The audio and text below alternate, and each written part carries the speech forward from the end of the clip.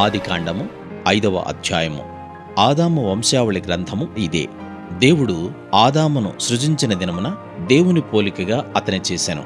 మగవానిగాను ఆడుదానిగాను వారిని సృజించి, వారు సృజించబడిన దినమున వారిని ఆశీర్వదించి వారికి నరులని పేరు పెట్టెను. ఆదాము 130 ఏండ్లు బ్రతికి తన పోలికగా తన స్వరూపమున కుమారుని కని అతనికి షేతు అను పేరు పెట్టెను. షేతును కనిన తరువాత ఆదాము బ్రతికిన దినములు 800 ఏండ్లు. అతడు కుమారులను కుమార్తెలను కనెను. ఆదాము బ్రతికిన దినములన్నీయు 930 ఏండ్లు. అప్పుడతడు మృతి పొందెను. షేతు 105 ఏండ్లు బ్రతికి ఎనోషును కనెను. ఎనోషును కనిన తర్వాత షేతు 807 ఏండ్లు బ్రతికి కుమారులను కుమార్తెలను కనెను. షేతు బ్రతికిన దినములన్నీయు 912 ఏండ్లు. అప్పుడతడు మృతి పొందెను. ఎనోషు 90 సంవత్సరములు బ్రతికి కేయినానును కనెను. కేయినానును కనిన తరువాత ఎనోషు 815 ఏండ్లు బ్రతికి కుమారులను కుమార్తెలను కనెను. ఎనోషు దినములన్నీయు 905 ఏండ్లు. అప్పుడతడు మృతి పొందెను. కేయినాను 70 ఏండ్లు బ్రతికి మహలలేలును కనెను. మహలలేలును కనిన తరువాత కేయినాను 840 ఏండ్లు బ్రతికి కుమారులను కుమార్తెలను కనెను. కేయినాను దినములన్నీయు 910 ఏండ్లు. అప్పుడతడు మృతి పొందెను. మహలలేలు 65 ఏండ్లు బ్రతికి యెరెదును కనెను. యెరెదును కనిన తర్వాత మహలలేలు 830 ఏండ్లు బ్రతికి కుమారులను కుమార్తెలను కనెను. మహలలేలు దినములన్నీయు 895 ఏండ్లు. అప్పుడతడు మృతి పొందెను.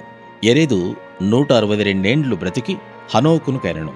హనోకును కనిన తర్వాత యెరెదు 800 ఏండ్లు బ్రతికి కుమారులను కుమార్తెలను కనెను. యెరెదు దినములన్నీయు 962 ఏండ్లు. అప్పుడతడు మృతి పొందెను.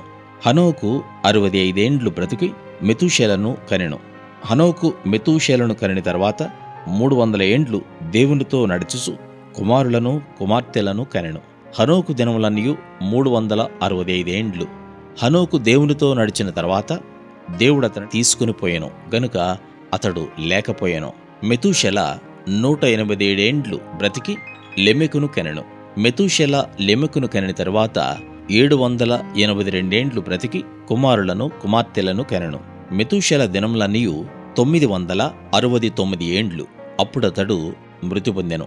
లెమెకు 182 ఏండ్లు బ్రతికి ఒక కుమారుని కని, భూమిని యెహోవా శపించినందువలన కలిగిన మన చేతుల కష్టము విషయంలోనూ మన పని విషయంలోనూ ఇతడు మనకు నెమ్మది కలుగుజేయననుకుని అతనికి నోవహు అని పేరు పెట్టెను.